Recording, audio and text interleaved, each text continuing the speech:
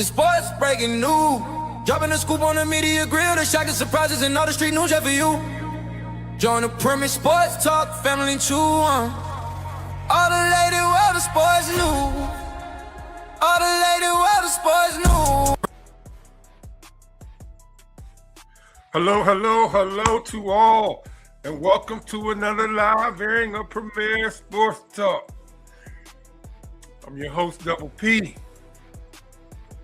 coming to you live in the YouTube airways on a Friday evening. We got this March Madness going on. So, seeing how March Madness is going on, I ain't gonna be too long with it. I'm gonna just drop some sport topics in here and hope that you enjoy this show.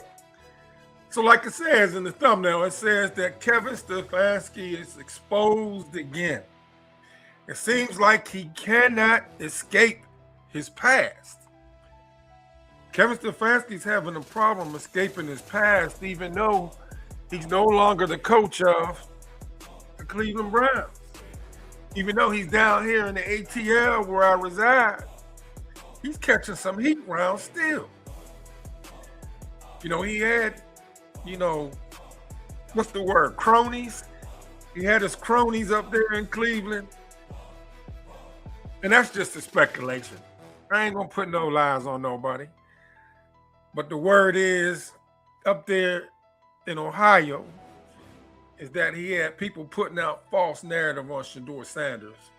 But it's something else, or should I say it's crazy now that Kevin Stefanski is no longer the head coach of the Cleveland Browns, and that he is now the coach of the Atlanta Falcons. He's still catching heat. NFL players are coming out speaking candidly. Myles Garrett came out and spoke. Denzel Ward came out and spoke. Quinshon Judkins came out and spoke. Everybody's supporting Shedeur. But we're going to get to, like it says in my thumbnail, Kevin Stefanski got exposed once again. There's that cliche saying, what is done in the dark, we see it in the light. So I'm going to close out this segment with that. But first thing I want to drop is, right before I got on here, what's crazy is, I don't know if any of you got to travel anytime soon, but what's going on with the government not funding the federal workers, I don't want to touch on that. I seen all kind of posts. I got a neighborhood alert down here in the ATL and how TSA workers need our help. They're asking where food banks are at. They're asking for if anybody can give them any gift cards for fuel, give them gift cards for food. It's a terrible thing. I was in 3 war campaigns, Desert Shield, Desert Storm, and Iraqi Freedom. But see, I was on the other side in the desert, and it seems like nobody's really paying attention to what's going on over there in the Middle East. And that, to be honest with you, hurts my heart. Only thing anybody's really caring about is the fuel prices. But our soldiers, our men and women are losing their lives over there, over a war that shouldn't even be happening right now. And it touches my spirit deeply. But anybody that got to travel, I got sidetracked there, forgive me. Anybody that got to travel, y'all, I was talking about the TSA workers. Look at this. This is ridiculous. Because whenever they're telling you, if you got to fly and they tell you show up at the airport 3 hours early for domestic flights and 4 hours early for international flights, when I show you this ain't got nothing to do with sports related. This is today social. What's happening? Look at this, y'all. Y'all, you guys, this is all the TSA line. The line where you get your ID and boarding pass checked is all the way up there. It comes around here all the way around, all the way around, all the way around. It snakes through here, but then you have to take the escalator over there down to the baggage claim downstairs, and that's how you end up down here. Right now, according to that board, it says that the wait is 150 minutes. Not sure if that's accurate. That's just crazy, y'all. That is crazy. So if there is anybody that got to travel, you got a family member that's traveling, tell them take it serious. Domestic flights, show up at the airport 3 hours early. International flights, show up 4 hours early. And I told y'all, yeah, my channel is saturated with Shedeur Sanders content, but I decided going forward, and rightfully so, that with me being an ATL, all my ATL subscribers has been supporting me, I'm going to give you content on the Falcons weekly. Me being a Pittsburgh Steelers, y'all see 5 rings there, but it's actually 6, one behind my back. We ain't had one in a long time, but hopefully we get that 7 before I take my last breath, Lord willing. But I'm going to drop Falcons content. I'm going to drop Cleveland Brown content because of Shedeur. I'm going to drop Colorado Buffalo content. And every now and then, them Cowboys, I'm going to drop some content on them too. Consistently. All this week, I kept hearing that word, consistent. And I've been slacking. I ain't been on here as much as I should. I was only dropping 1 a week. And, this is my second airing this week. I dropped a short video this week. So I'm going to be consistent. Make sure that I keep pushing and pushing and pushing and pushing out a minimum of 3 contents a week. And if y'all don't know, you're about to know. Any NFL team that has a new NFL coach, April 6th is right around the corner, y'all. That's when their OTAs, that's when their optional training sessions can begin. Any NFL team with a new head coach starts April the 6th, and other NFL coaches, their optional training sessions can start on April 23rd. If you didn't know, I just wanted to make sure I dropped that to you. And like I said, on the last particular segment here, we're going to go how Kevin Stefanski is getting exposed, but not 1, but 2 NFL players. So let me give you some news right here. Came up today. All right. It says this is from X or Twitter, whichever you want to call it. It says around the NFL, veterans quarterback Carson Wentz is returning to the Vikings on a 1-year deal. Now, this right here, this really surprised me. This surprised me, y'all. I mean, it really surprised me because the Vikings have J.J. McCarthy. They picked up Kyler Murray, who got let go from the Cardinals, and they're returning Carson Wentz, who played several games for the Minnesota Vikings. He did decent. So first thing that came to my mind is, are the Minnesota Vikings going to get rid of J.J. McCarthy?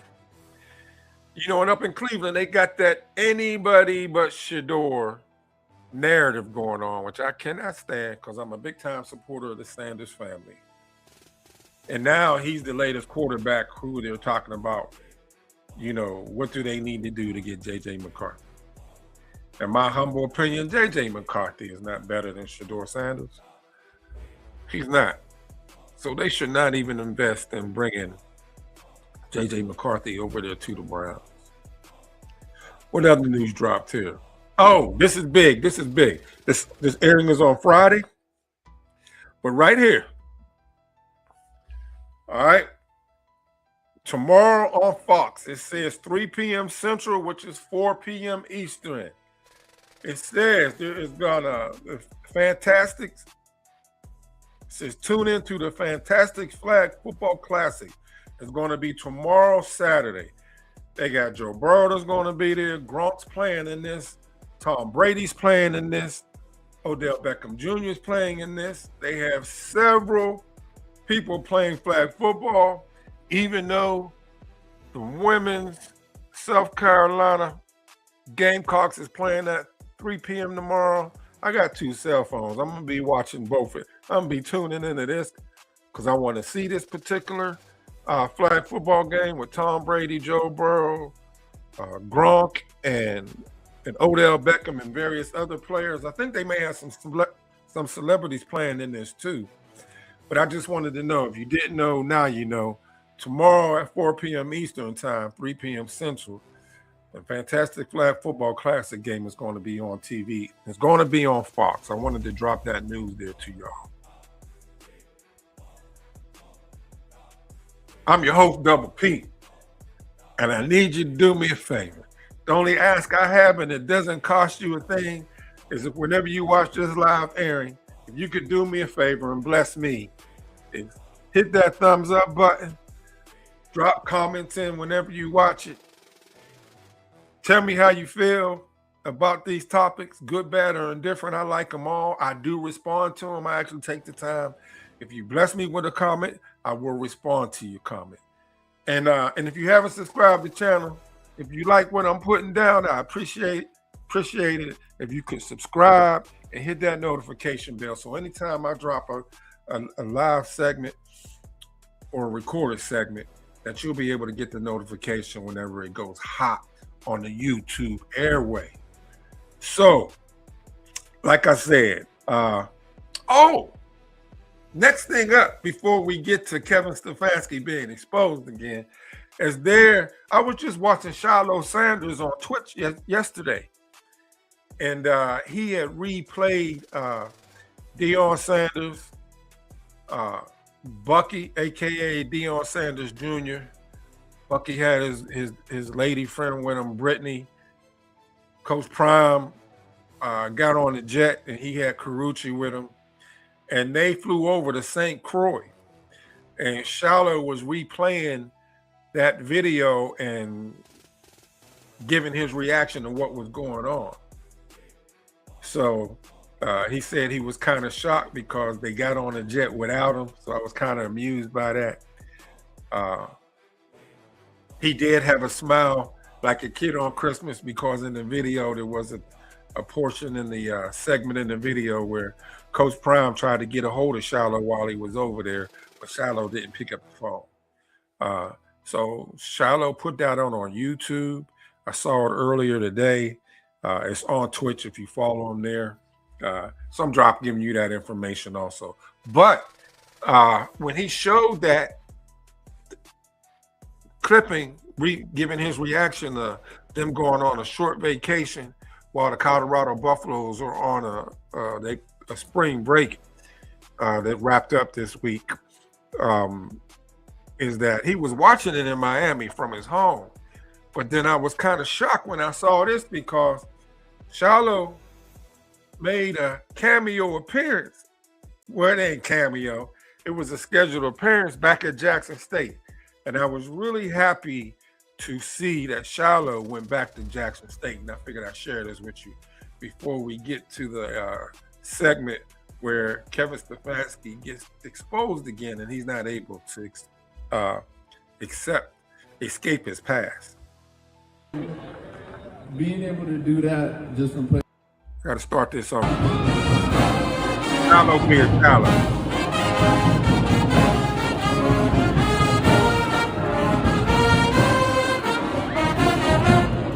Shilo being Shilo.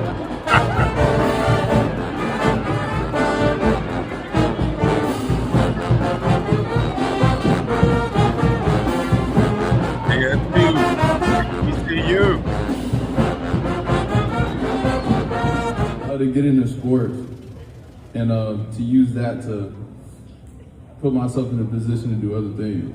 So just using what I could do, my athletic abilities, to have a platform to do anything based off of that and build relationships and to meet people that I wouldn't have met if I didn't, or even to get degrees, like graduating from here. When people be like, you went to Jackson? No, I graduated from Jackson. So just even, from being able to do that just from playing the sport, it was a blessing. But there's a lot of ways to use what you're doing in high school to propel your career. I promise to make responsible choices. Before, during, and after prom. Don't be out here smoking and drinking. Y'all focus. Finish this school semester. Listen to y'all teachers. I'm gonna check on y'all when I get back. So I was really glad to see that. I was surprised. I was surprised to see him going back to his HBCU. You see, he said he just didn't attend Jackson State University. He graduated from Jackson State University.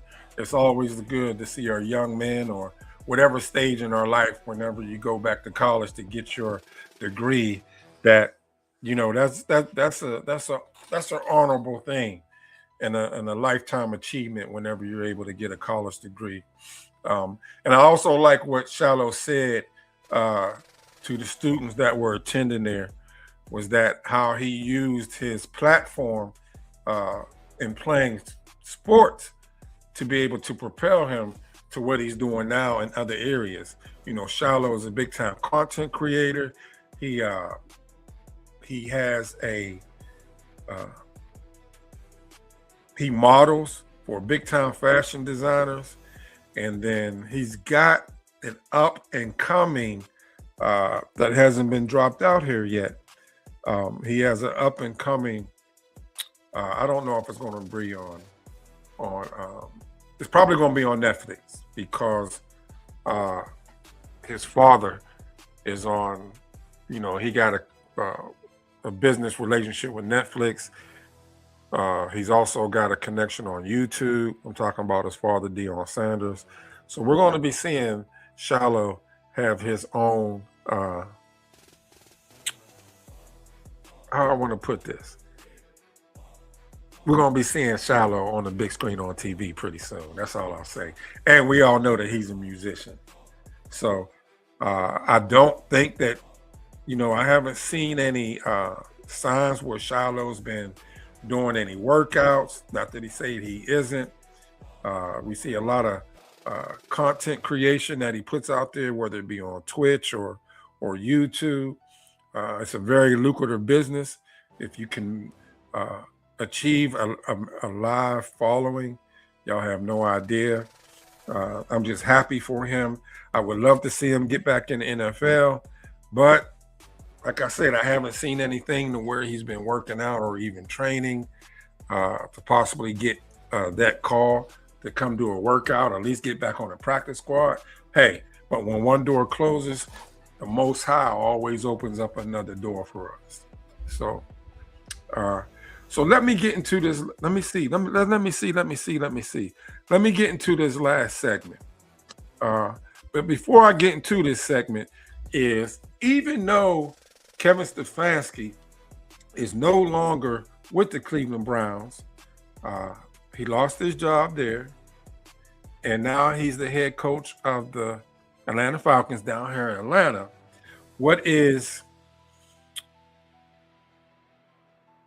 I won't even say the surprise. He can't escape what went on in Cleveland.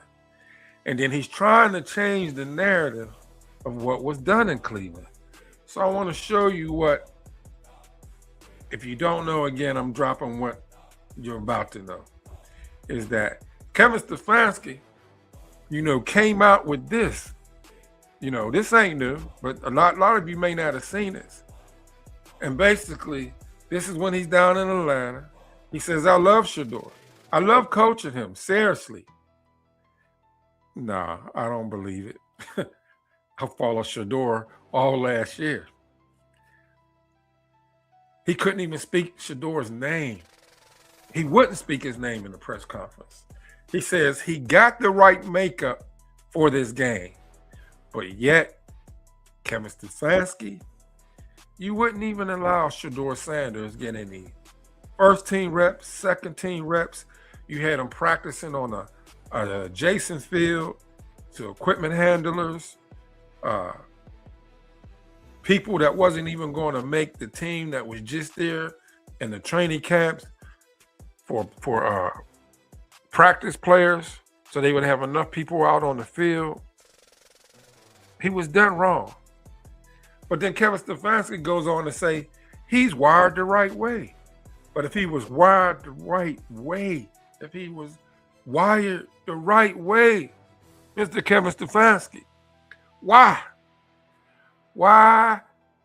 The first song was ringing in my head. Why you treat me so bad? Why did you treat him so bad? But yet Kevin Stefanski said he's wired the right way. I wish that we won more, obviously. But if you saw how he played down the stretch, oh, I saw it. And the world saw it. If we saw how he played down the stretch, I mean, he's a young player that's getting better, and I'm rooting for him. Kevin Stefanski couldn't say anything positive until Shedeur actually had to get on the field after that Dylan Gabriel concussion injury. During the press conferences up there in Cleveland, when Kevin Stefanski would be asked after the games and before the games and through the week, they asked questions about Shedeur Sanders and him being able to get any first team or second team reps so they can build some type of cohesion with the players. Kevin Stefanski's number one reply was, Mary Kay, that's not my focus right now. They asked him again, Tony Grossi would ask about Shedeur Sanders. Grossi, that's not my focus right now. But when you had the plan, you finally saw what you refused in saying the man's name, that you had something special. So I got two NFL players that's about to expose some stuff about Kevin Stefanski. Tap in and listen. And like I said, whenever you watch this live airing, I'm going to set it to go public. Please drop your comments in here. The more people that hit that thumbs up, it pushes it out in the YouTube algorithm. The more people that drop comments, it pushes it out in the YouTube algorithm. And let me know where you're watching from. Let me know who your NFL team is. Because like you see it, I'm black and yellow. I bleed black and yellow. It's all in my veins. But I represent that Sanders family up there in Boss Nations in Colorado and Shedeur up in Ohio. Because we can have our favorite team, but we can also support all our favorite players. So listen in. It just doesn't work out that way, right? And I know, like, my time in Cleveland, especially in the beginning, man, it was great. Like, he ended up winning Coach of the Year. You know, we ended up going to the playoffs. And then for some reason, then after, bro, it just kind of felt like, you know, the spark between the connection. Oh, apology. I got to start this from the beginning. My apology. You know, picking on the coach, what's his name again? Kevin Stefanski. That shit bothers me, right? You know, even the shit he had going on with Shedeur, you know what I'm saying? Yeah. And it's Jarvis Landry. if you have a guy there that could be your franchise maker, that can change the organization, you know, and I'm not sure what was going on in his brain or why he didn't want to play him or whatever the case may be, it doesn't matter. But I have a problem with coaches like that. Like, to me, his resume is not good to me at all. Just being real. Yeah. And he gets another shot at coaching where, you know, it was guys like me and you who have great ass resumes, right? And didn't get another shot or not playing at all. So when I see shit like that, man, that shit had me hot. Yeah. So he'd definitely be one of those coaches I would not ever want to play for. Ever. Man, I would say, you know what? I would say like being in Cleveland and playing there, you know, he was cool to be around. It's like you say, it's like it just almost felt like, you know, as much as he knew what he was doing, right, he really maybe didn't, right? And I think that like sometimes, you know, some of these coaches or most of these coaches get put in a position too soon, right? True. You know, they have success as a position coach, right? Mm-hmm. And then they get thrown into this head coaching role where, you know, you expect most of these coaches that's younger to be more personable, right? More relatable with their players. Yeah. And in most cases, it just doesn't work out that way, right? And I know like my time in Cleveland, especially in the beginning, man, it was great. Like he ended up winning Coach of the Year. You know, we ended up going to the playoffs. And then for some reason, then after, bro, it just kind of felt like, you know, the spark between the connection between the players and the coaches just kind of started to dim out, right? Yeah. I don't know. I don't know if he'd be. So that's key right there, y'all. That's I didn't, you know, there's more to this, but I just wanted to, you know, there was some nuggets dropped in this. You know, we had Leonard Fournette. He was a running back. Jarvis Landry, who you see right here, he was a wide receiver that played for the Cleveland Browns. But Leonard Fournette, you know, he observed from afar the way Shedeur Sanders was being treated up there in Cleveland, and all the NFL players saw what was going on, you know. And he stated that he would never want to play with Kevin Stefanski, you know. So Fournette really came hard down on Kevin Stefanski, where Jarvis Landry stated that, you know, his time there was cool, and it wasn't that he felt like Kevin Stefanski didn't know what he was doing, but the point he was making is that even though he had those accolades of being a NFL Coach of the Year, which I might add that particular accolade or award to an NFL coach is given by NFL sports writer reporters. It's not where you're voted on amongst, picked by the players, picked by fellow NFL coaches, or picked by NFL owners. This is a sports writer award to an NFL coach. And the reason why I'm bringing that up is Mike Tomlin, even having 19 years successful seasons of never, ever having a losing season, was never nominated for Coach of the Year, which blows me away.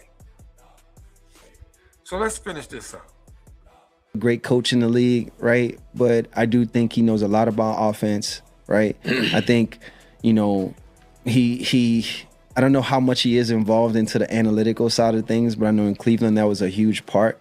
So, you know, I think that played a part in some of the decisions that he may have been forced to make, even with the Shedeur Sanders thing, right? Yeah. Either forced to make or persuaded to make. You know, that is very, very key, y'all. He's letting the cat out the bag. The Cleveland Browns, it is known for, they have a heavy concentration of analytics. Analytics. What play would work better than the other play? What should they do on first down? What should they do on second down? What should they do on third down? What should they do whenever having to go for it? You know, when it's fourth down, should they go for it or not go for it? You know, what is the percentages? And like he said here, he let the cat out the bag. He don't know if he was persuaded to call certain plays or forced to call certain plays from the GM, the analytics team, and the owner. And he even said, even as it relates to the Shedeur Sanders situation when he was in the game. Yeah, I would say some of it had to do with analytics, but some of it also had to do with not wanting to see Shedeur Sanders succeed when Kevin Stefanski's guy was Dylan Gabriel. You know what I mean? Yeah. But we'll see, right? Last year in Cleveland, you know, he's a coach of the year. I think he's 2-time coach of the year, if I'm not mistaken. So, you know, Atlanta will be another good indicator about, you know, where his, you know, coaching career is headed, you know, because that team as well is a team that's struggling. Need to find somebody to fill that head coaching position and that quarterback position too. So I really, really need y'all to drop y'all comments in here. And I'll tell you, if you drop a comment, I will respond to the comment. Kevin Stefanski. I was shocked when Matt Ryan, who's now the president of operation for the Atlanta Falcons, hired him as the new head coach. When Raheem Morris, the previous Atlanta Falcons coach, record the last 2 years was better than Kevin Stefanski. And then Matt Ryan and off the blank bringing Kevin Stefanski. Not only do they bring him into Atlanta to be the new head coach, even though he had a worse record than Raheem Morris the last 2 years. I believe the Falcons at least won 8 games the last 2 years. If I'm wrong, y'all let me know, ATL fan, Dirty Birds fans. But they bring in Kevin Stefanski. Only won 5 games the previous season, and the year before that only won 3. And they bring Kevin Stefanski down in the ATL to be the new head coach. And they bring him in at a higher salary than what Raheem Morris had. Something just ain't right. I'm telling you, something just ain't right. So I tap in and get my Shedeur Sanders content up there. I tap in on YouTube and I listen to ESPN Cleveland. I want you to listen to Emmett Golden. I really like listening to him in the up there in the afternoons. People taking victory laps, like, see, I told you Stefanski was a bad coach. It's like people who thought he was bad because of they Shedeur. Yeah, I mean, just people that don't like Kevin Stefanski. And I didn't hear Jarvis say he was a bad coach. I heard him say he wasn't relatable, which, so what? Like, I don't know how – look, it's nice if you like your boss. It's nice if you like your coach. But just because you like your coach doesn't mean the coach is good. Right. Now, he had a so what attitude. But he did say something key. He said he didn't, at least Jarvis Landry said, it wasn't that he didn't like Kevin Stefanski. He just said that Kevin Stefanski wasn't able to relate to the players. And that just came out this past week or the week before when Kushan Junkins, the running back up there out of Ohio State, was asked in the interview, you know, has he met his new coach, Todd Monken? And Quinshawn was, you know, said, hey, he was surprised, you know, in his first meeting with Coach Todd Monken and how he was down to earth and how he was hyped and how he was so relatable. And then Kushan Junkins even brought up how Kevin Stefanski's personality wasn't like that. You know, especially with a young team and the youth movement they got going on up there. Cleveland Browns, I believe, are going to be the youngest team in the NFL. But boy, oh boy, this year they're going to be decent. But that third year, I think Cleveland going to be truly rocking, y'all. I think Cleveland's going to be truly rocking. Y'all let me know. Y'all let me know what you think the Cleveland Browns record going to be this year in 2026. Y'all let me know if y'all think Dylan Gabriel is still going to be on the roster when the season starts. Because I can't tell you. I can't look into no crystal ball. I can't read minds. I really don't know. But y'all can tell me what you think. And don't be slipping about Deshaun Watson. Deshaun Watson was a bad man when he played at the University of Clemson. He was a bad man when he played for the Houston Texans. He was a bad, bad man.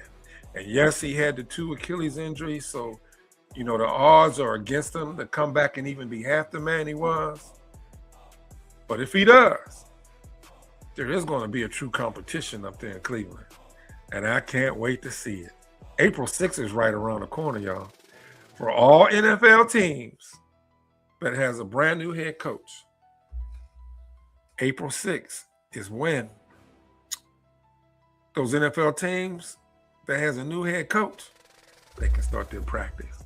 I'm gonna be dialed in all the way from the ATL. Say, the sports breaking news. Dropping the scoop on the media grill. The shocking surprises and all the street news just for you. Join the premise sports talk, family chew on. All the lady world of sports news. All the lady world of sports news. Thank you all for supporting me. Double P, a Premier Sports Talk. Like I said, do me a favor. Hit that thumbs up button. Drop a comment in. Let me know your thoughts. And if you ain't subscribed, it's free. Subscribe to the channel. Thank you for blessing me. And may you have and receive blessings back double fold. Yeah, that's what I'm talking about. Atlanta. Go, man, go. All right. Feeling good. Thank you all.